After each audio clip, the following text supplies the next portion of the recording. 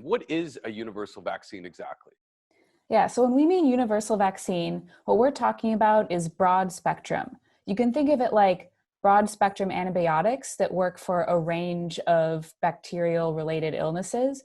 A broad spectrum vaccine for influenza would protect against most, ideally all, but probably most strains of flu. But what's really important is that it will also protect against future strains, including pandemic strains.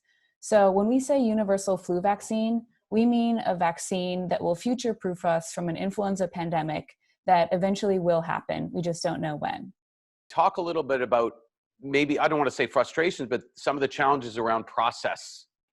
Yeah, so the drug discovery industry is based on historical methods, like most industries are. Just do what works. It's tried and true. However, when we have a crisis like a global pandemic, it causes us to, we have to essentially rethink the way we do things from the top down or bottom up, or really any way about it. So we have to think about, okay, all these approvals, all this red tape, all this paperwork, how can we cut that out and then surgically remove all the parts that are superfluous? So the things that were just dogma from the past, and how do we get right to what we need, which is the drug safe and is the drug effective? And how quickly can we assess that?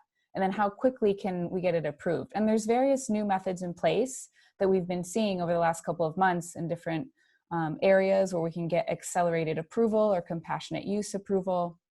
But one way that we're accelerating this even further is we're making a therapeutic that is going to be extremely safe. It's an antibody therapeutic. Antibodies are very safe. They bind very strongly to their target, so they'll stick to the target and they won't stick to anything else. So that will reduce the chance of side effects. Sometimes there are things that happen out of crises that are positive. One of the things is scientific collaboration at an unprecedented level. You talk about that a little bit, and beyond just sharing data, there's more going on. Yeah, it's just been extremely encouraging to see all these different companies and research institutions and academic institutions come together and share their research. So we're changing the way we publish papers. We publish papers the same way that we did essentially 200 years ago, but maybe that needs a bit of revision. So now we're putting things out on bioRxiv daily, and by we, I mean the scientific community.